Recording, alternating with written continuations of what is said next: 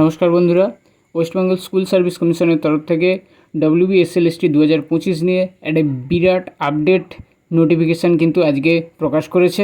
যে সমস্ত ক্যান্ডিডেটদের ফর্মে ফটো সিগনেচার রিলেটেড ভুল ছিল, যারা ফটো আপলোড করেছেন অথচ সিগনেচার আপলোড করেননি, বা যাদের অ্যাডমিট কার্ডে ফটো এসেছে সিগনেচার আসেনি, সেই সমস্ত ক্যান্ডিডেটদের জন্য এই নোটিফিকেশানটি খুবই গুরুত্বপূর্ণ।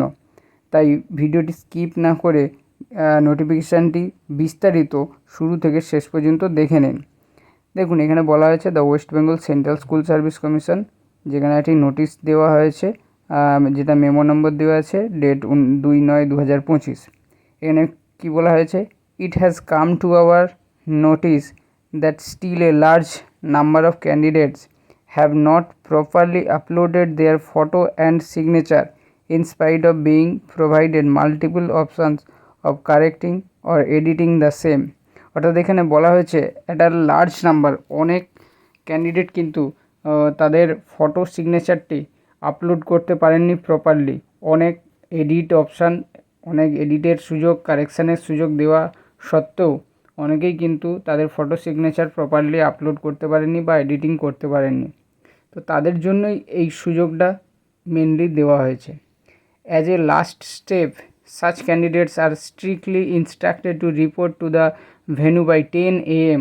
অর্থাৎ সেই সমস্ত ক্যান্ডিডেটদেরকে কিন্তু এখানে এক্সাম সেন্টারে, এক্সাম ভেন্যুতে কিন্তু 10টার মধ্যে এন্ট্রি করতে বলা হচ্ছে। অর্থাৎ তাদেরকে সকাল 10টার মধ্যে এন্ট্রি করতে বলা হয়েছে। Carrying their original Aadhaar card, voter card with a self attested photocopy of the same in addition to all the documents she or he has been instructed to carry. Please refer to the instruction in the admit card, otherwise no candidate will be permitted to sit for the examination। অর্থাৎ যে সমস্ত ক্যান্ডিডেটরা তাদের photo সিগনেচারে আপলোডিংয়ে ভুল করেছেন এবং যাদের admit কার্ডে photo এসেছে সিগনেচার আসেনি, বা সিগনেচার এসেছে ফটো আসেনি, বা ফটো সিগনেচারে মিসম্যাচ আছে, বা ফটো সিগনেচারে ব্লারি ভাব আছে, সেই সমস্ত ক্যান্ডিডেটরা অবশ্যই কিন্তু এক্সাম সেন্টারে 10টার মধ্যে ইন করে যাবেন। এবং সাথে আপনারা আপনাদের আধার কার্ড, ভোটার কার্ড নিয়ে যাবেন এবং সেটার একটা সেলফ অ্যাটাস্টেড ফটোকপি, অর্থাৎ একটা জেরক্স করে সেখানে আপনাদের নিজস্ব সই করে নিয়ে যাবেন সেন্টারে। তবেই কিন্তু আপনারা এক্সাম সেন্টারে প্রবেশ করতে পারবেন এবং এক্সামটি দিতে পারবেন।